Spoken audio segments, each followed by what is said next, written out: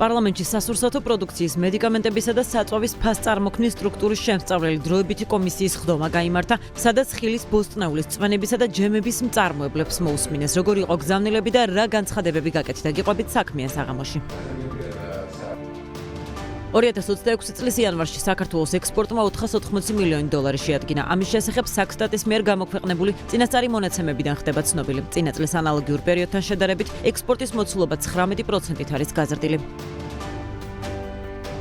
ესტონეთის საზოგადოებრივი მაუწყებლის ინფორმაციით ესტონეთის საგარეო საქმეთა სამინისტროს გადაწყვეტილებით ელჩი საქართველოდან სომხეთში გადაჰყავთ. აქამდე ორივე ქვეყანას სომხეთსა და საქართველოს ერთი ელჩი ფარავდა, რომლის რეზიდენციაც თბილისში იყო.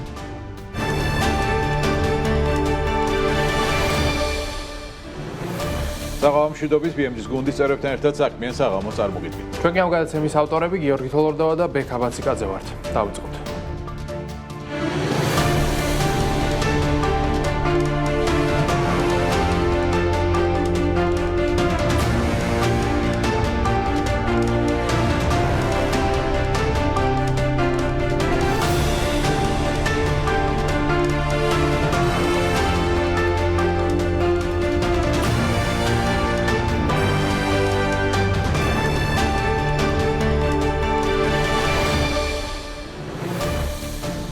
დღეს პარლამენტში ნამდვილი აღზარების საათი მოეწყო. ფასების შემსწავლელმა კომისიამ ადგილობრივ მწარმოებლებს მოусმინა და როგორც შეხვედრის შემდეგ გაირკვა, დისკუსია იყო კარგი და გახსნილი. საქმიანი ირონია კი იმაშია, რომ პრობლემები იმდენად ღია მათ დანახვას. სპეციალური კომისიაც აღარ სჭირდება, თუმცა როცა სახელმწიფო უსმენს, ბიზნესიც იმედიანად ან უბრალოდ ხმამაღლა საუბრობს. სანამ ჩვენ ვფიქრობთ, რომ მწარმოებელი მდიდრდება, კომპანია ალალის დამფუძნებელი გვიხსნის მარტივ არითმეტიკას, ქსელური მარკეტები მათ ფასს კიდევ 185%-ით აძვირებენ. მაგრამ ეს მხოლოდ დასაწყისია, კომპანია აჩინებული აცხადებს, რომ ეგრეთ წოდებული кэშბექები საგადასახადო ტარიფებზე უფრო დიდ დარტყმას აყენებს ბიზნესს, ვიდრე სხვა ნებისმიერი ხარჯი. მოკლედ, მაღაზიის დახზე მოხვედრა უფრო ძვირია, ვიდრე თავად პროდუქტის დამზადება, როგორც ჩანს. პირველი არის ფიქსირებული გადასახადი, რომელიც ჩვენ შემთხვევაში არის 20 ნახევარი. ამის შემდეგ ჩვენი ფასის დარჩენა ფაზად შეთანხმებული ვართ. იმის მაღლა ხო არის ფასნამატი 30%. იმის აქეთ ვიძახით. 20% ნახევარი ეს არის ფიქსირებული кэშბექი. ეკლექს მინუს 1-2% შეიძლება ვიღაცასთან რაღაცა, მაგრამ რაზეა დამოკიდებული მაგასაც გეტყვი. ამის შემდეგ მოძდავს მარკეტინგის გადასახად 15%. ოღონდ ეს ნარჩენ ძირს არ აკლდება. ეს ისევ საწყის ჩვენ ფასს აკლდება. ამის შემდეგ მოდის ლოიალობის პროცენტი 1%. ამის გარდა ამაში არ შედის რაღაც SKU-ს გადასახად, რაც უზად თაროზე განთავსების.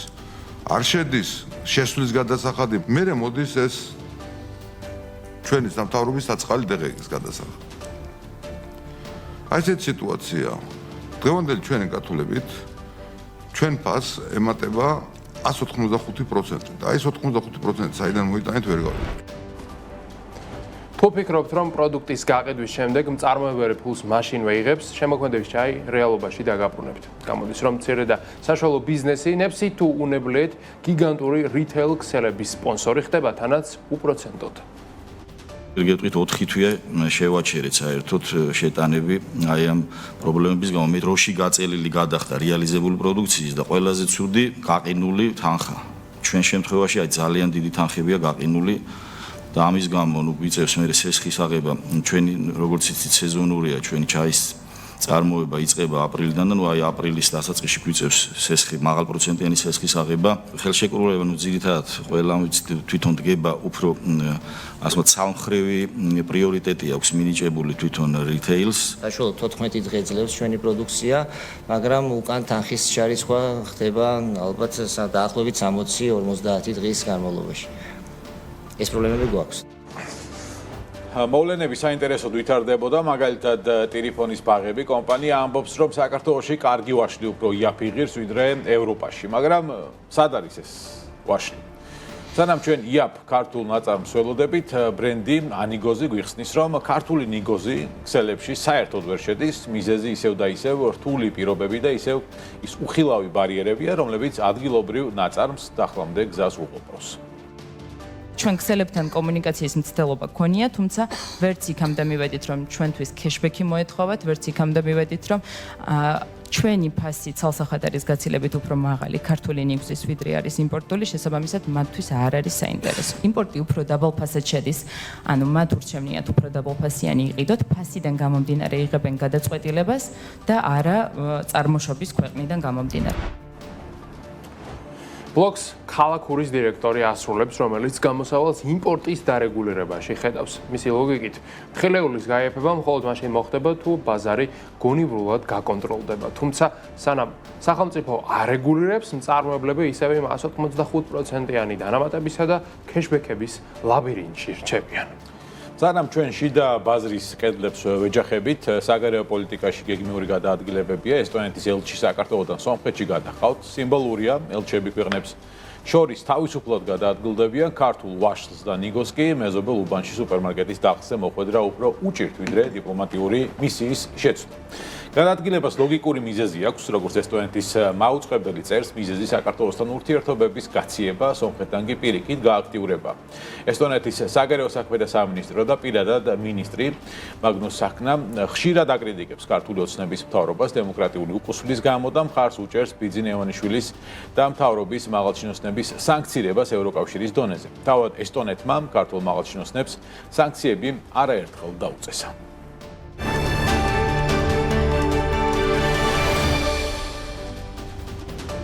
2026 წლის 13 თებერვალს სანამ სოფლიო სიყვარულის დღის მოლოდინით ხმაურობს, ჩვენი სამზარეულოს არითმეტიკა ბევრად უფრო დრამატულ ამბავს ყვება. ბოლო 10 წლის განმავლობაში სტანდარტული სუპის ქვაბი უბრალო სადილის ჭურჭლიდან ნამდვილ ინფლაციურ ლაბორატორიად იქცა, სადაც სუპის ინდექსი 94.6%-ით გაიზარდა. ეს იმას ნიშნავს, რომ დღეს იმავე გემოს მისაღებად ცალაროსთან თითქმის ორჯერ მეტი თანხის დატოვება გვიწევს, ვიდრე 2016-ში.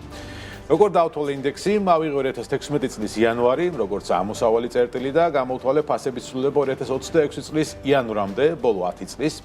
დათვლის მეთოდი არის ჯაჭვური, ყოველი წლის ინდექსი გადავამრავლეთ წინა წლის შედეგზე, რათა დაგვენახა რეალური კუმულაციური ზრდა. პროდუქტი სულ 5 შევარჩიე. ხახვი, კარტოფილი, მაკარონი, სტაფილო და მწვანილი, მე მგონი ტყუილსუპს ეყოფა. ამ კულინარიული ტრილერის მთავარი ვარსკვლავი უდაოდ ხახვია, რომლის ფასი 10 წლეულის მანძილზე 179%-ით აფრინდა და გაიზარდა. გიორგი თოლორდოვას რომ მითხარი, მითხრა ასე ნაზდაკიც არ გაზრდილაო და ნეტა ხახვში ჩამედო ინვესტიციაო. მას არც ისე ჩამორჩება პრინციპში კარტოფილი, ესეც კარგი საინვესტიციო პროდუქტია, რომელმაც 93%-იანი ზრდით დაგვიმტკიცა, რომ მეორე პური საქართველოში ნელ-ნელა კუპუნების საგნად ყალიბდება. საინტერესოა, რომ მაკარონი თავისი 84%-იანი მატებით ბევრად უფრო პროგნოზირებად და სტაბილურ ძვირადღირებულ სიამაყედ იქცა, ვიდრე სტაფილო, რომელმაც 70%-იანი ზრდით შედარებით თავდაბლობა შეინარჩუნა. ყველაზე ირონიული კი ისაა, რომ ამ გლობალურ გაძვირებაში მწვანილი ყველაზე მედეგი აღმოჩნდა და მხოლოდ 57%-ით მოიმატა მისმა ფასმა. თითქოს გვამშვიდებს, რომ თუ სუპის სხვა ინგრედიენტების ყიდვას ვეღარ შევძლებთ ვიზუალურად, მაინც იქნება კერძი მწვანე და ლამაზი. ასე რომ თუ 10 წლის წინ სუპის ინგრედიენტებში 10 ლარს იხდიდით, დღეს იგივე რაოდენობისთვის სალაროსთან 19 ლარის და 50 თეთრის დატოვება მოგიწევთ. ვაგზელებთ საქმიან საღამოს და პარასკევის ტრადიციით შოთა ტყეშელაშვილი შემოგვიერთა. შოთა, საღამო მშვიდობის. სალამი შოთა. სალამი. მასთან ერთად შევაჯამებთ განვლილ კვირას. ბევრი აქტუალური თემა იყო, თუმცა მოდი ჩინური იუანით და რეზერვებით დავწყოთ. დიახ, საკმაოდ საინტერესო ინფორმაცია გავიგეთ საქართველოს ეროვნული ბანკისგან იმის თაობაზე, რომ SEBI გეგმავს სავალუტო დივერსიფიცირებას საქართველოს სავალუტო რეზერვების და ამ მიმართულებით ჩინურ ფასიან ქაღალდებში იგეგმება ინვესტიციების განხორციელება, რისთვისაც SEBI-მა წვდომა მოიპოვა ჩინეთის ბანკთა შორის ბონდების, ანუ ობლიგაციების ბაზარზე და სწორედ იქ გეგმავს ეროვნული ბანკი თანხის დაბანდებას. დღესვე SEBI-მა დამატებითი განცხადებაც გავრცელა იმის თაობაზე, რომ რამდენიმე წლის წინ კერძოდ 2021-ში ფლობდა სები იუანის ჩინური იუანის ობლიგაციებს, ანუ ეს პირველი შემთხვევა არ იქნება, როდესაც სავალუტო რეზერვებში ჩინური ვალუტა ჩევა, თუმცა სიახლე ის იქნება, რომ ახლა ინვესტიცია განხორციელდება უშუალოდ ჩინური საფინანსო ინსტიტუტების მიერ გამოშვებულ ბონდებში, რაც აქამდე არ ყოფილა, ხო? ფაქტობრივად აქამდე არ ყოფილა და ამ მიმართულებით არ წასულა საქართველოს სავალუტო რეზერვები. შოთა, აქვე აუცილებლად ამ თემაზე ისიც უნდა ვთქვათ, რომ ჩინური ობლიგაციები ცოტა განსხვავებულია ამერიკულ და ევროპულთან შედარებით, ხო?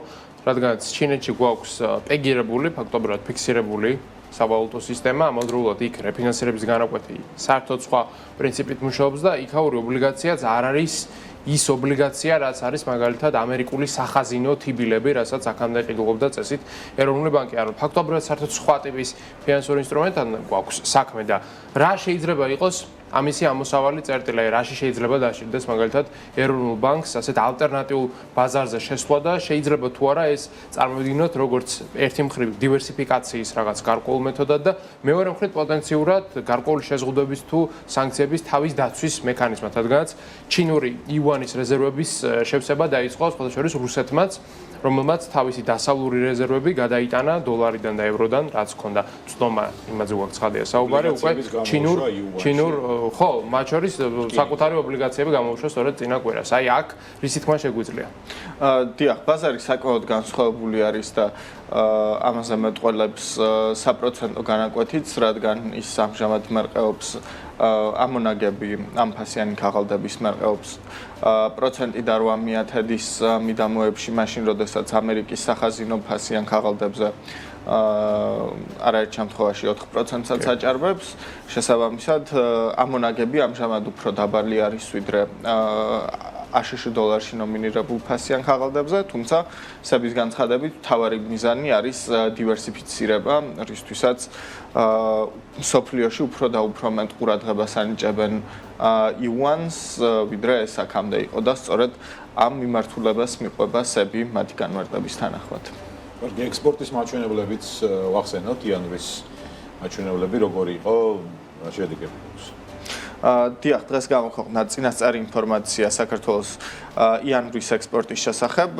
480 მილიონი დოლარის საქონელი გავიდა საქართველოდან უცხოეთში გასული თვის განმავლობაში, რაც წლიურ ჭრილში არის 19%-ით გაზრდილი. იმპორტს რაც შეეხება, შემცირება გვაქვს 34%-იანი $1.70 მილიარდამდე. მთავარი მიზეზი იმპორტის კლების არის ის ერთჯერადი ფაქტორი, რაც წინა წელს ფიქსირდებოდა, ანუ წინა წელს იანვარში დაფიქსირდა ხელოვნების ნიმუშების იანვარში იყო 500 მილიონის ხელოვნების ნიმუშები შემოვიდა საქართველოში, რაც უკავშირდებოდა ბიძინა ივანიშვილის ხელოვნების ნიმუშების საქართველოში გადმოტანას და აღნიშნული ფაქტორის გამოკლებით, სწორედ აღნიშნულის გამო წინა წელთან შედარებით იმპორტის მოცულობა 34%-ით არის შემცირებული.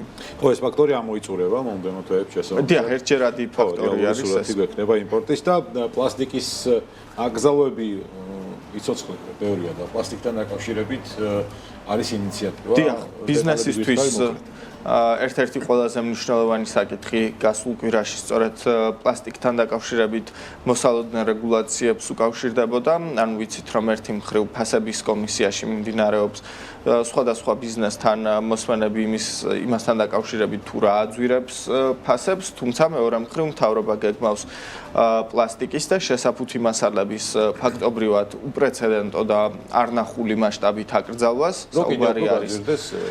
საუბარი არის პლასტიკის ნებისმიერ ჭურჭელზე, ეს არის ბოთლი თუ ყუთი, რომელშიც არის განთავსებული პროდუქტი, ეს შეეხება როგორც სასმელებს, ასევე სხვა საკვებ პროდუქტებს, მაგალითად იოგურტი, რძის პროდუქტი, თუნდაც საუბარი არის ისეთ პლასტიკზე, რომელთანაც უშუალო შეხებაში არის საკვები პროდუქტი, თუმცა გამონაკლისი იქნება ზეთი, ანუ ზეთის ბოთლებში, კვლავ პლასტიკის ბოთლებში შეიძლება იყოს ჩამოსხმული ზეთი, ასევე გამონაკლისად მოიაზრება 10 litrზე დიდი მოცულობის წყლის ჭურჭელი. თუმცა ფაქტობრივად სრული პალიტრა იმ პროდუქტების, რომლებიც დახლებზე არის განთავსებული, მოხდება ამ რეგულაციაში და წინასწარ გაურკვეველი არის თუ რა ალტერნატივაზე უნდა გადავიდეს, რადგან ფაქტობრივად მსოფლიოში არ არსებობს ასეთი მოცულობის ყოვლის მომცველი პლასტიკის რეგულაციები. დაველოდოთ, როგორ განვითარდება ბიზნესსა და მთავრობას შორის მოლაპარაკებები. მადლობა შოთა ჩართვისთვის. ჩვენ უნდა ვნახოთ ელარ გელანტიას გადაცემა წერტილის ანონსი და შემდეგ გავავრცელებთ საქმის ანონსს. ფაქტობრივად დაიწყო დევნილი უნივერსიტეტის ლიკვიდაციის პროცესი. აცხადებს ისტორიკოსი ზურაბ პაპასკირი. რა პროგრამები დარჩა ოცნების განათლების რეფორმის ფარგლებში სოხუმის უნივერსიტეტს, რომელიც 2026-27 სასწავლო წელს საბაკალავრო პროგრამებზე მხოლოდ 380 სტუდენტის მიღება შეძლებს, სამჯერ ნაკლებს ვიდრე შარშან და რა რისკების წინაშეა დევნილი უნივერსიტეტი. დღეს საღამოს 10-ის ნახევარზე სოხუმის სახელმწიფო უნივერსიტეტის უვადოდ არჩეული პროფესორი ზურაბ პაპასკირი წერტილში თელარა გელანტიასთან ერთად. საქმე საღამოს ვაგრძელებთ ტრადიციულად საფონდო ბაზრების მიმოხილვით. განვლილი სავაჭრო სესიი დავიწყოთ, რომელიც განსაკუთრებით მძიმე იყო ამერიკული ბაზრისათვის, საშუალოდ 1.9%-იანი, NASDAQ-თან კი 2%-იანი კლება ვიხილეთ და საერთო ჯამში ეს კვირა ერთ-ერთი ყველაზე არასახარბიელო გამოდის ამერიკული ინდექსებისათვის მიმდინარე წლის განმავლობაში, რადგანაც არის შიშები, მოლოდინები და გარკვეულწილად პანიკა იმასთან დაკავშირებით, რომ შეიძლება ტექნოლოგიურმა კომპანიებმა ვერ მიიღონ ისეთი შემოსავლები, როგორცაც აქამდე მოელოდნენ ინვესტორები და შეიძლება ხელოვნურ ინტელექტში ჩადებული ინვესტიცია იქნეს გადაჭარბებული და მის ამოღებას შესაძლოა დასჭირდეს გაცილებით მეტი ხანი, ვიდრე ამას აქამდე ფიქრობდნენ, თუმცა ეს ყველაფერი ცხადია სპეკულაცია, არავინ არ ვიცი წინასწარ Amazon-ს, Meta-ს თუ Nvidia-ს როგორი შემოსავლები ექნებათ, მაგრამ დღეისათვის აი ამ წუთების მონაცემებით შედარებით პოზიტიური განწყობა გვაქვს, თუმცა მომდევნო რამდენიმე საათში შეიძლება ვითარება მკვეთრად შეიცვალოს, რადგანაც ბაზარი არის ძალიან ვოლატილური. S&P 500 დავიწყოთ, რომელიც არის გაზრდილი ამ ეტაპზე 0.5%-ით. Dow Jones-თან მატება +0.39-ია, NASDAQ-თან +0.31%. კომპანიების მიხედვით ვითარება აი ასე გამოიყურება, როგორც ხედავთ, მსხვილ ტექ კომპანიებს ვარდნა აქვთ, თანაც ძალიან სერიოზული, აი როგორც ხედავთ, ამ კვირის განმავლობაში ლამის ყველა აქციების შეფასება არის შემცირებული, იქნება ეს Nvidia, Apple, Google, Microsoft, Amazon თუ ნებისმიერი მათგანი აბსოლუტურად ყველას არასახარბიელო შედეგები აქვს. დღევანდელ სავაჭრო სესიაზე ერთადერთი პოზიტიური ძვრა ამ ეტაპზე აქვს Saudi Aramco-ს, რომელიც საუდის არაბეთის ნავთობის მომპოვებელი კომპანია. აი ასეთი განწყობა გვაქვს, მოკლედ ფული გადის ტექიდან და გადადის შედარებით ტრადიციულ ინდუსტრიებში. გადავიდეთ ევროპასა და აზიაში. ევროპაში, როგორც ხედავთ, 600 მსხვილის კომპანიის საერთო კაპიტალიზაცია 0.11%-ით არის შემცირებული, თუმცა არც გუშინდელი სესია ყოფილა გამორჩეული -2% ვიხილეთ იმ დროს. შანხაისთან კლება არის -1.26%, ნიკეისთან -1.22%. რაც შეეხება ნავთობს, მისი ფასი უცვლელია დღევანდელ სავაჭრო სესიაზე. ბრენტის ღირებულება $67.5 ადგენს, WTI-ის ფასი არის $62 ფარგლებში. ბუნებრივი აირი ფაქტობრივად უცვლელია მთელი დღის განმავლობაში. ოქროს რაც შეეხება, ის გაძვირდა 2%-ით, ვერცხლის 3%-ით და ოქროს ფასი უნციაზე ამჟამად $5.90 ადგენს. ანუ ერთ წლიან პერიოდში ოქრო არის გაძვირებული ლამის 74%-ით, ვერცხლი კი 152%-ით.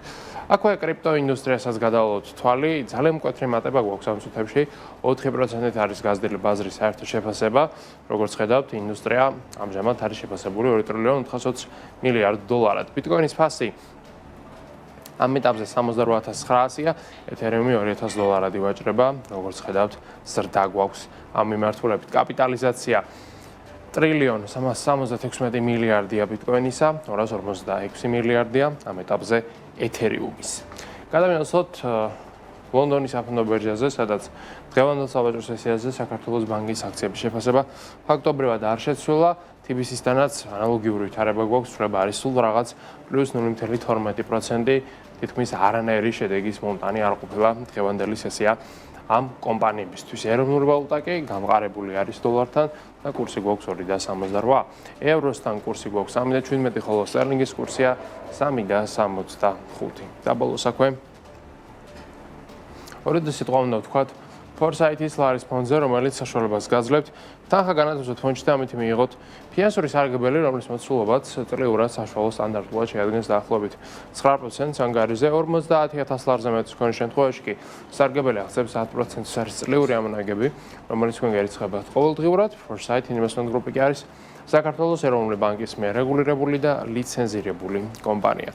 მოკლედ, აი ესეთი ვითარება გვაქვს ამ წუთებში გლობალურ საფონდო ბირჟებზე. საქმეს აღამას კი ჩვენ სხვა მნიშვნელოვანი საკითხებით ვაგრძელებთ.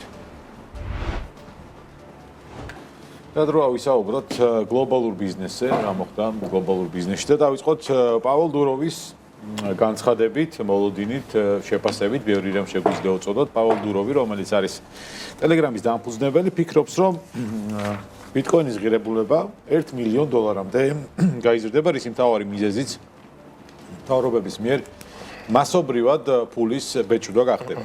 დუროვმა აღნიშნა, რომ სახელმწიფოები ისე ბეჭდავენ ფიატურ ვალუტას, თითქოს ხვალინდელი დღე არ არსებობდეს, შესაბამისად გარდაუვალს გახდის ეს ვალუტის დევალვაციას და აქტივების გაძვირებას. დუროვის აზრით, ბიტკოინი წარმოადგენს ერთადერთ რეალურ, ასე ვთქვათ, ალტერნატივას იმ სისტემის წინააღმდეგ, სადაც ცენტრალური ბანკები ინფლაციის მეშვეობით ხალხის დანაზოგებს მიზანმიმართულად აუფასურებენ. მისივე განცხადებით, პრინციპში ბიტკოინის შეზღუდული რაოდენობა მას იდეალურ ციფრულ ოქროდ აქცევს. შესაბამისად, საამოლოდ მისი ღირებულება უნდა გაიზარდოს და ის ძვირფას მეტალზე მოქნილი, დაცული და ასე ვთქვათ, პრაქტიკულია. ტელეგრამის ხელმძღვანელმა ასევე ხაზი გაუსვა, რომ დეცენტრალიზაცია არის მნიშვნელოვანია, რომ არ იყო დამოკიდებული ალბათ ამა თუ იმ ვალუტაზე, თუ ეროვნული ბანკის თუ პოლიტიკოსების გადაწყვეტილებებს და ბიტკოინი ამ დეცენტრალიზაციის საშუალებას რეალურად გაძლევს. მან ასევე თქვა, რომ ის მხოლოდ კრიპტოვალუტას და ტელეგრამის 17%-იან წილს ფლობს და მეტი აქტივი მას არ გააჩნია, მიუხედავად ამისა, მისი ქონება შეფასებულია $17 მილიარდად. ბევრი ანალიტიკოსი არ იზიარებს მოსაზრებას, რომ პრო ფანტასტიკას გავს მათთვის მოსაზრება, რომ ბიტკოინი $1 მილიონ-მდე გაძვირდეს, თუმცა დუროვი ფიქრობს, რომ ეს გარდაუვალია და ამას მხოლოდ დრო სჭირდება. ხო, დრო ამდენად ეყოფა ბიტკოინის მილიონამდე გაძვირებას არ ვიცით, მაგრამ დროს ძალიან ეფექტიანად იყენებენ ტექ კომპანიები, რომლებიც ხელოვნური ინტელექტის გასაძლიერებლად ლამის უკვე ქალაქებს აშენებენ და არა მხოლოდ მონაცემთა ცენტრებს, არამედ მათ გარშემო მთელ ენერგეტიკულ ინფრასტრუქტურასაც და ახლა სწორედ ასეთ ინიციატივაზე უნდა ვისაუბროთ, რომელიც უნდა განხორციელდეს ინდიანას შტატში, ამერიკის შეერთებულ შტატებში და მეტა აპირებს $10 მილიარდი ინვესტიციის ჩადებას, მთელი კამპუსის მოწყობას, მათ შორის საუბარი არის გიგანტურ მონაცემთა ცენტრზე და ეს მონაცემთა ცენტრი ცხადია მოემსახურება ხელოვნურ ინტელექტს. მისი სიმძლავრე იქნება სხვათა შორის 1 გიგავატი, ერთ-ერთი უმძლავრესი ცენტრი იქნება იგი პლანეტაზე და აქ საინტერესო ის არის, რომ ამ data ცენტრის გამომუშავება რეალურად დაახლოებით იგივე, რაც 800,000 საშუალო ამერიკელი ოჯახის ენერგო მოხმარება. აი, დაახლოებით ამ სიმძლავრეზე გვაქვს აქ საუბარი. მაგრამ აქ ჩნდება ძალიან ლოგიკური შეკითხვა, ამდენ ელექტროენერგიას რომ მოიხმარს ეს data ცენტრი, ხომ გაუძვირდებათ ადგილობრივ მოქალაქეებს ელექტროენერგიის გადასახადი და ამაზე მეტას უკვე წინასწარ აქვს პასუხი მომზადებული, მათი თქმით, ყოველ, ასე ვთქვათ, ცენტს, რომელსაც მეტა გაზრდის თავისი მოხმარების გამო ფასში სუბსიდირებას მოახდენს თავადვე თავისი ბიუჯეტიდან, მარტივად რომ ვთქვათ, მეტა იღებს სრულ სოციალურ პასუხისმგებლობას, ისე როგორც უნდა იქცეოდეს ყველა ეთიკური ტექნოლოგიური კომპანია, როგორიც არის მაგალითად სწორედ ეს კომპანია. აქვე აქ საუბარი არის იმაზეც, რომ ძალიან მალე მეტა ააშენებს რამდენიმე ბირთვულ, მოდულარულ ბირთვულ ელექტროსადგურს და შემდეგ უკვე ელექტროენერგიას ფაქტობრივად ცენტრალური ენერგეტიკული სისტემის გვერდის ავლით მიიღებს, თავად სადაც ექნება data ცენტრი, იქვე ექნება მოდულარული ელექტროსადგურით, შესაბამისად, საერთოდ მოსახლეობას არ შეეხება ეს ელექტრომოხმარება, უბრალოდ ტერიტორიაზე იქნება ერთი გიგანტური data center და ერთი ძალიან მცირე ზომის ბირთვული სადგური. ასეთი არის მომავალი, რომელსაც ხედავენ ტექ გიგანტები, იმიტომ რომ ტექ გიგანტებს ზოგადად არ აქვს დასაკარგი დრო, არც ერთი წამი მათ დასაკარგი არ აქვს და მათ არც ცალიათ, არც ენერგოსისტემის განახლებისთვის, არც ჰესების აშენებისთვის და არც არაფრისთვის. მათ ენერგია სჭირდებათ გუშინდელ რეჟიმში. შესაბამისად, ვირტუალური ენერგია არის ერთადერთი გამოსავალი და ამ მიმართულებით მეტაც Microsoft-იც, Google-იც ყველანი დებენ ძალიან დიდ ინვესტიციებს და ძალიან მალე ტექ კომპანიები ამ მიმართულებით დაიწყებენ ნამდვილ ჭეშმარიტ ტექნოლოგიურ რევოლუციას. კი ბატონო, მე Anthropic-ზე უნდა ვისაუბროთ. ეს არის ხელოვნური ინტელექტზე მომუშავე წამყვანი ამერიკული სტარტაპი, რომლის შეფასებამ 380 მილიარდ დოლარს მიაღწია. ჯერ კიდევ გასულ წელს თუ არ ვცდები 180 მილიარდის ფარგლებში იყო ამ კომპანიის სტარტაპის შეფასება და უკვე 200 მილიარდიანი ზრდა. მეტად ჩაგვედო რომ ქონოდა საშუალება ჩადების ინვესტიციის. ხალხს და კარტოფილს ნამდვილად ჯობს აჯობებდა. საინვესტიციოდ. კარგი შედეგია შესაძლოა აი Anthropic-ი რო ქართულ ხალხს ჯობნის ეს უკვე კარგი შედეგია.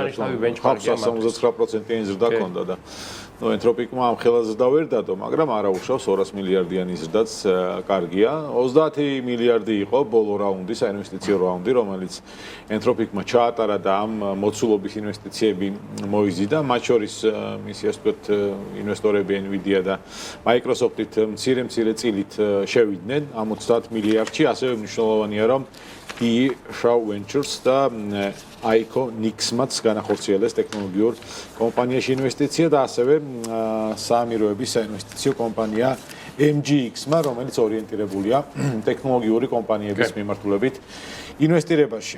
AI სტარტაპი თავის სექტორში ერთ-ერთ ყველაზე წარმატებულ პროექტად მიიჩნევა Anthropic-ი, რადგან მისი ფისკალური შემოსავლები უკვე 14 მილიარდამდეა გაზრდილი, ასე ვერ ვიტყვით მაგალითად.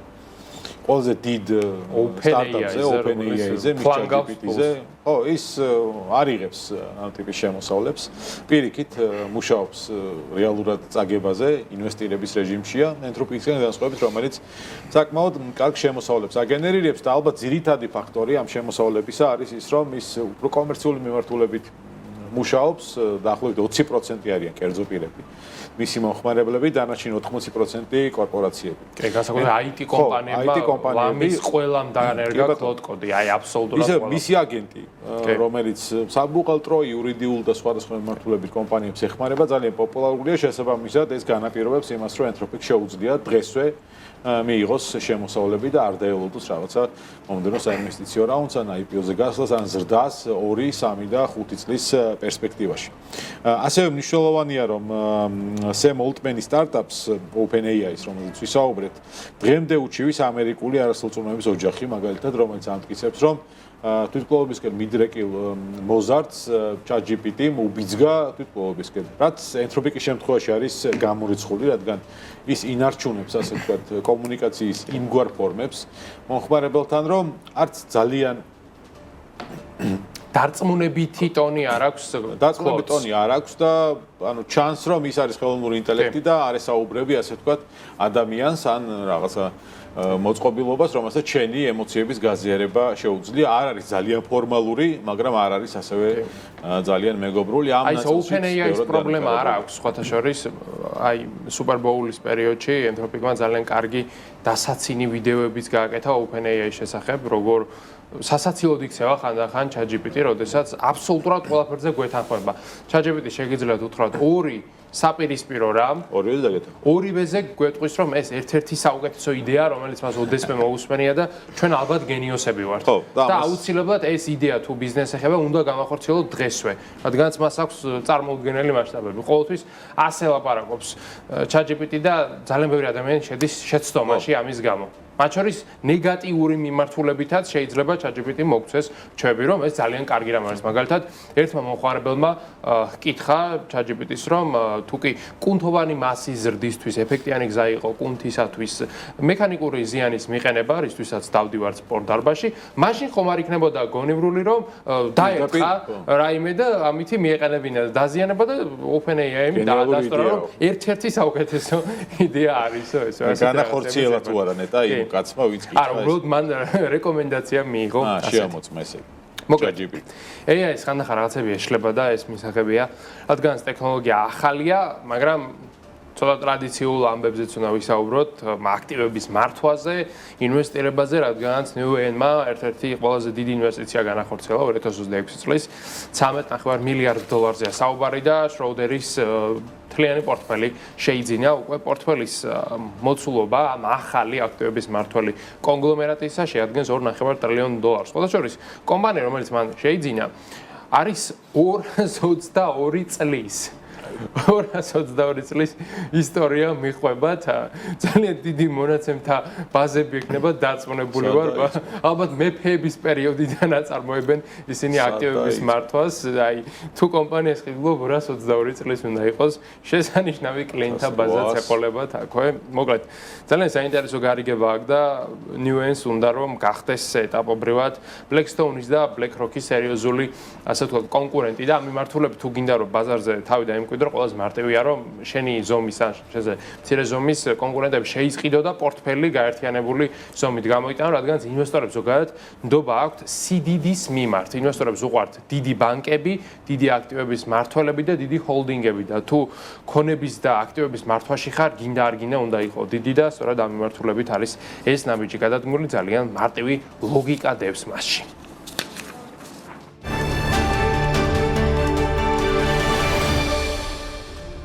ბიზნეს ომბუდსმენის აპარატის სალიკვიდაციო ღონისძიებებისთვის მთავრობამ სარეზერვო ფონდიდან 182,440 ლარი გამოყო. ირაკლი კობახიძის მიერ ხელმოწერილი 6 თებერვლის განკარგულების მიხედვით აღნიშნული თანხა ფინანსთა სამინისტროს გამოიყო. რესურსი მიიმართება საქართველოს ბიზნეს ომბუდსმენის აპარატის 31 დეკემბრამდე სახელმწიფო შესყიდვების შესახებ კანონის შესაბამისად გაფორმებული ხელშეკრულებით ნაკისრი ვალდებულებების გაფრითვისთვის. მთავრობა უახლოეს დღეებში გამოაცხადებს თბილისის შემოვლითი მაგისტრალის ყველაზე მნიშვნელოვანი 22.5 კილომეტრიანი მონაკვეთის მშენებლობის საერთაშორისო ტენდერს. ამის შესახებ ინფრასტრუქტურის მინისტრმა რევაზ სოხაძემ განაცხადა წინასარის შეფასებით, ამ ტენდერის სავარაუდო ღირებულება 310 მილიონ დოლარს, ანუ 835 მილიონ ლარს შეადგენს. თბილისის მერიის დაფუძნებულმა თბილისის განვითარების ფონდმა მთაწმინდის რაიონში პავლე ინგოროყვას, ლეონიდისა და სულხან საბას ქუჩებზე მდებარე ისტორიული შენობებისა და საინჟინრო ინფრასტრუქტურის რეაბილიტაციისთვის ერთდროულად რამდენიმე ტენდერი გამოაცხადა. შესყიდვების ჯამური სავარაუდო ღირებულება 115.9 მილიონი ლარია.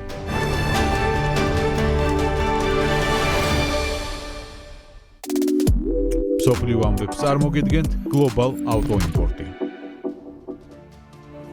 დრო ვისაუბროთ იმაზე თუ რა მოხდა დღეს მსოფლიოში, მოკლედ მსოფლიო ამბების ძალიან დიდი ნაწილი უნდა დავუთმოთ ირანის საკითხს, რადგანაც ამერიკა-ირან შორის ურთიერთობები ყოველდღიურად იძაბება, უკვე რაღაცნაირად ცოტა საშიშ ზონაშიც კი შევდივართ, რადგანაც პრეზიდენტმა ტრამპმა მიიღო გადაწყვეტილება და ძალიან მალე ომანის ყურეში აღმოჩნდება პლანეტის ყველაზე მძლავრი დიდი და ძლევამოსილი ავიამზიდი USS Gerald R. Ford. ეს არის ყველაზე თანამედროვე ავიამზიდი, რომელიც ვენესუელას ოპერაციაში იქნა გამოყენებული და როგორც დამთავრდა ის ყველას კარგად გვახსოვს.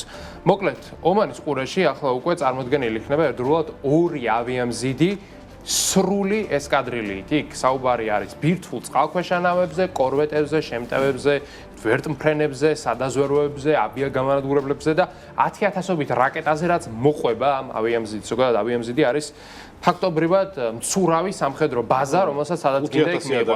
5,000 ადამიანი ეტევა და 10,000-ობით იარაღი. ამ ხელა შეიარაღების კონცენტრაცია ეს ერთ კონკრეტულ წერტილში ჩვენ ძალიან დიდი ხანია არ გვინახავს და შეიძლება ამ შეიარაღებით ამერიკამ მართლაც კონკრეტული ნაბიჯებიც კი გადადგას. აქ ერთი მნიშვნელოვანი ნიუანსი ის არის, რომ ანალიტიკოსთა ნაწილი ფიქრობს, რომ რეალურად ასეთი ზე კონცენტრაცია სამხედრო ძალისა იმაზე მიუთითებს, რომ ამერიკას არ სურს სამხედრო ინტერვენცია და პირიქით ძალის დემონსტრირებით სურს ირანის დასმა მოლაპარაკების მაგიდასთან და მაგიდაზე დევს რეალურად 3 კრიტიკული პირობა. პირველი ეს არის ატომური იარაღის შექმნის სამუდამო დავიწყება, ირანს ეს არასდროს არ უნდა ჰქონდეს, პირველი პირობა ეს არის.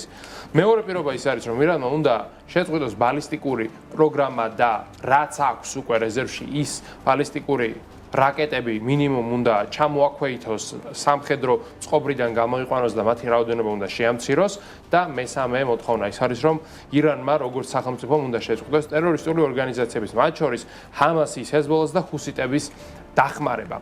აქედან ორზე ირანი თანახმა არ არის, ერთი არის ეს ბალისტიკური რაკეტების საკითხი და მეორე არის, რომ ტერორისტული ორგანიზაციების დახმარების საკითხი, რადგანაც იქ ორი თემაა. ერთი ის არის რომ ირანი ამ ორგანიზაციებს ტერორისტულად არ მიიჩნევს და მეორე ის არის რომ არც ამბობს რომ ეხმარება. შესაბამისად უარყოფის დამტკიცება არის ძალიან რთული. მოკლედ მოლაპარაკებებისათვის როგორც ვიცით ირანს აქვს სადღაც ერთთვიანი ვადა ჯამში, თუ კი ამ ვადაში არ შედგება შეთანხმება, შემდეგ უკვე ამერიკას ექნება საშუალება რომ გადავიდეს მოქმედებაზე და მოქმედებისთვის სწორედ ხედავთ რა ხდება ჯერალდ არფორდის შეყვანა იქ არ არის ჩაოლებრივი მოვლენა. ამერიკა არის იქ უკვე კბილებამდე შეიარაღებული. მეორე მხრივ ირანიც ამ შემთხვევაში ომის შემთხვევაში იმუქრება სამხედრო ბაზების განადგურებით ამერიკის შეერთებული შტატების რომელიც რეგიონში აბა ხა იქ ამერიკამდე ვერაფერი ვერ ჩააქცევს.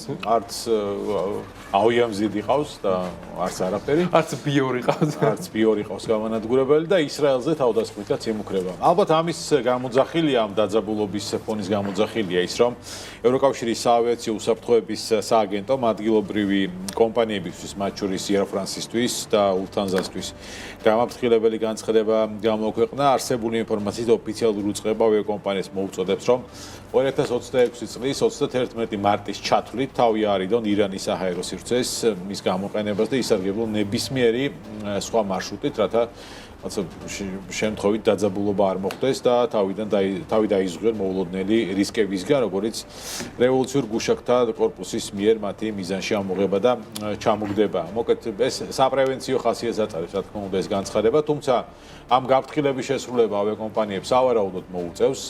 ახლა მიმდინარე ჯერჯერობით არაფერი საფრთხე არ არის, როგორც ახსენე შენც რაღაცა ერთთვიანი ვადა არის მოლაპარაკებების ესე სწრაფად სამხედრო ოპერაცია ან რაღაც დაძაბულობა არ იქნება, თუმცა მეორე მხრივ ალბათ საავიაციო სააგენტო იმასაც პროგნოზირებს, რომ თუ მსგავს დაძაბულობა იქნება, ავიაკომპანიები უკვე გადაწყობილები იქნებიან სხვა მარშრუტებზე და ის შოკი არ იქნება, რაც რეისების გადადება და შემდეგ დატვირთვა აღარ იქნება აეროპორტებზე დიდი. თუმცა ეს გადაწყობა მნიშვნელოვნად გაზრდის ერთი საფრენდროს და ხარჯებსაც, რა თქმა უნდა, ავიაკომპანიებისთვის თუმცა ეს გარდაულად შესაძლებელი ამბავია, თორე ყოფილა ისტორიაში შემთხვევები, მაგალითად 14 წელს 17 ივლისს დონეცკის თავზე რუსულმა ბუკმა მალაიზიური ავიახაზები 5 ბოინგი Boeing 777 სწორედ დაპირისპირების ზონაში ჩამოაგდო და 298 ადამიანი დაიღუპა სწორედ ასეთი შემთხვევების თავიდან არიდების მიზნით გაკეთდა აღნიშნული გაფრთხილება. ხო, ირანის საკითხთან დაკავშირებით ის უნდა ითქვას, რომ თურქეთის საგარეო საქმეთა სამინისტრო უკვე ოფიციალურად აცხადებს, რომ თუ კი შეთანხმება არ შედგება ბირთვული იარაღთან დაკავშირებით და ირანი მართლაც შექმნის ატომური იარაღს, შემდეგ უკვე თურქეთი იქნება იძულებული, რომ თავადაც მსგავსი პროგრამა წამოიწყოს და შექმნას ბირთვული იარაღი, რადგანაც ბირთვული იარაღის წინააღმდეგ დაცვის ერთადერთი გზა მართლა რაც მუშაობს არის ბირთვული იარაღის ქონა თავადაც, რადგანაც ურთიერთგანადგურების, ასე ვთქვათ, შეთანხმება დაწერილობითი თუ არაწერილობითი უნდა არსებობდეს და თურქეთი, რა თქმა უნდა, ირანთან მიმართებით ყველაზე დიდ რისკს ხედავს, იქვე ყავს ორი ძირში, იქ არც კონტინენტაშორისი რაკეტები არ იქნება საჭირო და არც რაღაც ბიორის არსებობა აქ ძალიან მარტივი ეგზისტენციალური საფრთხეა რეალურად ეს როგორც თურქეთისთვის, ასევე ნებისმიერი სხვა რეგიონის ქვეყნისთვის, მათ შორის ისრაელისთვისაც და ამიტომაც უკვე მხარეთა შორის უკვე თამამად შეგვიძლია ჩავთვალოთ, რომ თურქეთიც უკვე ჩაერთო ამ საკითხში, მოლაპარაკების პროცესში თურქეთს ექნება პოზიცია, რომ ირანს არ უნდა ქონდეს ეს იარაღი და პრინციპში რეგიონში ლამის არც ერთ ქვეყანას არ უნდა რომ ირანს ქონდეს ბირთვული იარაღი, რადგანაც ირანისგან ცუდის მეტი კარგი არაფერი არ მოდის, განსაკუთრებით მაშინ, როდესაც მას მძლავრი იარაღი უჭირავს ხელში და თუ რაღაცნაირად რეჟიმი ალბათ საფრთხეს იგრძნობს, შეიძლება მან გამოიყენოს კიდეც ეს იარაღი, რადგანაც ირანი არ არის თლად რაციონალური რეჟიმი, თუ იგივეს ვერ ვთქვით, მაგალითად ჩინეთზე, იქაც გარკვეულწილად არ არის დემოკრატიული მართლობა, მაგრამ ვიცით რომ ჩინეთი მინიმუმ ბირთვული იარაღს არ გაისვრის, მაგრამ ირანთან დაკავშირებით იგივეს ვერ ვამბობთ, აი, ამაში აქვს საქმე. კი ბატონო, და ბოლოს ამერიკის შეერთებული შტატების ენერგეტიკის მინისტრის ინფორმაციაც გავაჟღეროთ, კრის რაითი აცხადებს, რომ მომავალი თვეების განმავლობაში ვენესუელური ნავთობის გაყიდვები $5 მილიარდ მიაღწევს, როგორც მინისტრი ამბობს, ნიკოლას მადუროს დაკავებისა და ამერიკული შევრონისთვის საქმიანობის სულფასოვნად საშუალების მიცემის შემდეგ ექსპორტზე 1 მილიარდის ნავთობი უკვე გავიდა, საიდანაც თავისი წილი, რა თქმა უნდა, ოფიციალურმა კარაკასმაც მიიღო და როგორც რაითი ამბობს, ეს მოცულობები ნელა უფრო და უფრო გაიზრდება. ახლა ერთადერთი ქვეყანა, სადაც ვენესუელური ნავთობი გადის და გადამუშავდება, ეს მძიმე ნავთობია, როგორც ვიცით, ამას სპეციალური გადამამუშავებელი წარმოება სჭირდება, საკმაოდ მაღალტექნოლოგიური და მაღალხარისხიანი და ასევე ძვირადღირებული არის ამერიკის შეერთებული შტატები. შევრონი ამ მიმართულებით აქტიურად მუშაობს, ასევე რაითი აცხადებს, რომ ის სტატუს კო, რომელიც ახლა არის ქვეყნებს შორის, მათ შორის ნავთობთან მიმართებით, მინიმუმ შენარჩუნდება იქამდე, ანუ ამერიკის შეერთებული შტატები გააკონტროლებს ამ პროცესს, ვიდრე ვენესუელაში დაინიშნება ახალი არჩევნები და ხალხი დემოკრატიულად აირჩევს მმართველ ძალას, პრეზიდენტს და ასე შემდეგ. შეიძლება ეს 2028 წლამდეც გაიწელოსო, აღნიშნა რაითმა და თქვა, რომ შესაძლოა 2028 წელი იყოს ის თარიღი, როდესაც ვენესუელაში დემოკრატიული არჩევნები ჩატარდება, ეს ემთხვევა დონალდ ტრამპის ესე ვთქვათ პრეზიდენტობის ვადის ამოწურვასაც და ალბათ ამ პერიოდში ამერიკის შეერთებული შტატები იქნება მაკონტროლებელი. ასევე ენერგეტიკის მინისტრი აცხადებს, რომ ამჟამად ყოველდღიურად ვენესუელადან 1 მილიონი ბარელი ნავთობის ექსპორტირება ხდება, წლის ბოლომდე მაჩვენებელი 40% უნდა გაიზარდოს 1.4 მილიონამდე. ასევე მნიშვნელოვანია, რომ ექსონი გეგმავს ჩართვას პროცესში, თუმცა დასაწყისში მათ მკაფიოდ განაცხადეს, რომ ვენესუელაში ინვესტირება არ ღირდა და ტრამპთანაც დაეძაბათ ურთიერთობა და როგორც ჩანს შევრონს უყურა ცოტა ხანი და ექსონის ალბათ დაიწყებს უკვე ვენესუელაში სანავთობო საქმიანობას, ადრე დაწყებული ქონდა, თუმცა რეჟიმის გამო შეუჩერდა. მსოფლიო ამბებს წარმოგიდგენთ Global Auto Import-ი. რატომ და როგორ აღრჩევს ტრამპი კუბას? დღეს პასუხს ამ კითხვებს გავცემთ. ბოლო კვირეებია მსოფლიოს მთელი ყურადღება ირანზეა მიმართული. ასევე არავის ავიწყდება გრენლანდია და ვენესუელა, თუმცა ის რაც ნელა და თანმიმდევრულად ვითარდება, კასტროების ნავსაყუდელ კუნძულ კუბაზე სხვა მასშტაბის ამბავია. სხვა ჩაღრმავებებით, აქტორებითა და მიზნებით. ერეკლე ფოლადიშვილი შემოგვიერთდება და დეტალურად ისაუბრებს შტატების სამეზობლოში მიმდინარე ნელი მოხრჩობის ოპერაციაზე. ერეკლე საღამომშვიდობის. ბექა საღამომშვიდობისა და მივესალმები მაყურებელს. ნელი მოხრჩობა კიდევ რბილი ნათქვამია თუ გავითვალისწინებთ იმ ტაქტიკებს, რასაც პრეზიდენტ ტრამპის ადმინისტრაცია შტატებიდან 140 კილომეტრის მანძილზე მყოფი მტრულად განწყობილი კუნძულოვანი სახელმწიფოს საკუთარ რელსებზე გადასაყვანად მიმართავს. თუმცა ვიდრე ამ მეთოდებზე დეტალურად ვისაუბრებთ, ვერ გამორჩებით იმ რამდენიმე საკვანძო საკითხს, რაც საფუძველს უქმნის ამ ტაქტიკების ეფექტურობას. დღეს კასტროების მიერ მოწყობილი ტრიუმფალური რევოლუციიდან 67 წლის თავზე ეს ქვეყანა უკიდურესად მძიმე ეკონომიკურ, სოციალურ და პოლიტიკურ ვითარებაშია. ელექტროენერგიის ინფრასტრუქტურა იმდენადაა დაზიანებული, რომ ჩვეულებრივ მოსახლეობას დენი გრაფიკით დღეში 1 საათით მიეწოდება. მკვეთრად მომრავლებულია ტროპიკული დაავადებები, განსაკუთრებით ბავშვებში, რის გამოც ბოლო 5 წელიწადში სიკვდილიანობა 1000 მოსახლეზე 5-დან 14-მდე გაიზარდა. წლიური ინფლაციის მაჩვენებელი 15%-ზე ქვემოთ ვერ ჩამოდის, ეროვნული ვალუტა პესო კი უბრალოდ ჩამოქცეულია. ტურიზმი და მედიცინის ინდუსტრიები კი მოძველებული ინფრასტრუქტურის გამო ეფექტურები აღარ არიან. ლოგიკურადაა გაზრდილი კრიმინალიც. რაც ყველაზე მძიმე და მტკივნეულია ასეთი ქვეყნისთვის არის ის, რომ ბოლო 5 წლის განმავლობაში კუბა განათლების მქონე და ხელობის მცოდნე 2 მილიონმა ადამიანმა დატოვა, საერთო მოსახლეობის 20%-მა. ტვინების გადინებას ხელი შეუწყო ერთპარტიულმა უკიდურესად უხეშმა პოლიტიკურმა მოწყობამაც, რომელიც არავითარ წინააღმდეგობას არ ინდობს. სხვათა შორის 2021 წლის შემდეგ დაწყებული ეს ტვინებისა და კუნთების გადინება სწორედ ანტისამთავრობო პროტესტის სისხლიანი ჩახშობის შედეგია. ამ უბედურებების მიუხედავად პრეზიდენტ მიგელ დიას კანელის ხელისუფლება ძალაუფლების შენარჩუნებას კიდევ დიდხანს შეძლებდა, თუ გავითვალისწინებთ მის მოკავშირე ჩინეთს, რუსეთს, მექსიკასა და რაც მთავარია ვენესუელას. თუმცა აი სწორედ ამ უკანასკნელთან არის დაკავშირებული მისი დღევანდელი გასაჭირიც.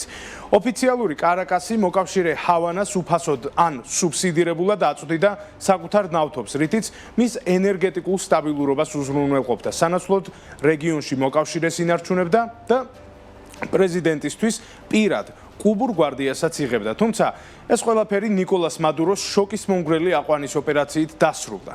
მის ადგილმონაცვლე დელსი როდრიგესს ახლა მრავალწლიანი პარტნიორისთვის მხარდამჭერი სიტყვის გაჟღერებაც აღარ შეუძლია.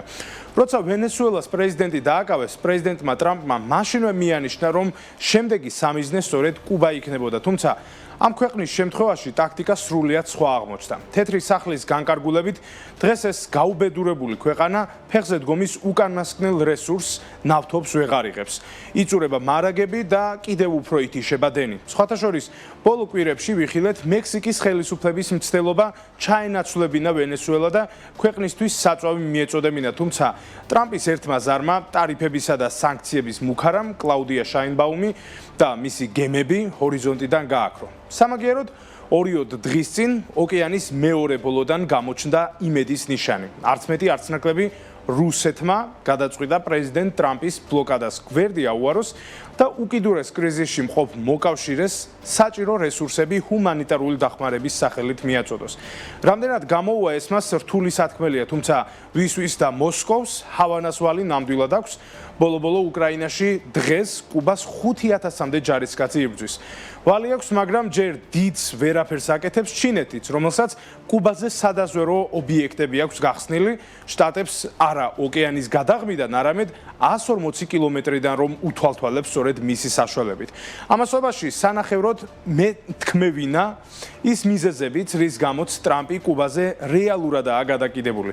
ჩამოთვალოთ ძირითადი 3 მოთხოვნა. პირველი, კუბამ საიმიგრაციო საკითხებზე დაუყოვნებლივ უნდა დაიწყოს თანამშრომლობა აშშ-თან.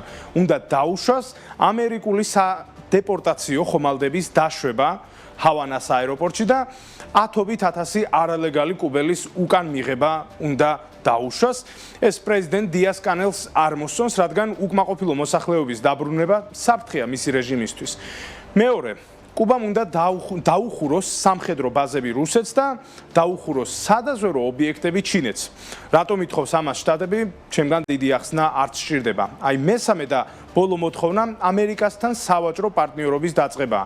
მის პორტებში უნდა შევიდნენ ამერიკული კომპანიები, მის ტურიზმსა თუ მედიცინაში შტატების კომპანიები სერიოზულად უნდა იქნენ ინტეგრირებულები. ეს კი ანტიამერიკული კომუნისტური კუბას ხელისუფლებისთვის ცხადია, რომ განსაკუთრებით მიუღებელია. რეალურად თუ ვკითხულობთ, რატომ აღჭობს ტრამპი კუბას, პასუხი სწორედ ეს 3 მიზეზია. უпроსორად მათზე არ დათანხმება კუბის მხრიდან.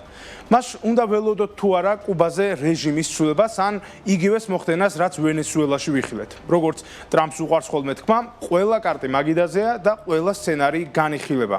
როგორც გავლენიანი ამერიკული გამოცემები წერენ, პრეზიდენტ დიას კანელის ჩამოგდება რეალური ამოცენა ამ ჯერზე ნამდვილად არ არის, რადგან არასტაბილურობა კარიბის ზონაზე შტატებს ახლა ნამდვილად არ სჭირდება და შესაძლოა ბოლომდე ეფექტურიც ვერ გამოვიდეს. თუ გავითვალისწინებთ იმ იდეოლოგიურ კავშირს, რაც კომუნიზმთან მთლიანად ერთს აქვს. სწორედ ამიტომ არ ვხედავთ ჰავანაზე მიყენებულ ავიამზიდებს. აქ სხვა თამაშის წესებია საჭირო, ის რომელიც მტერს შიგნიდან დაანგრევს.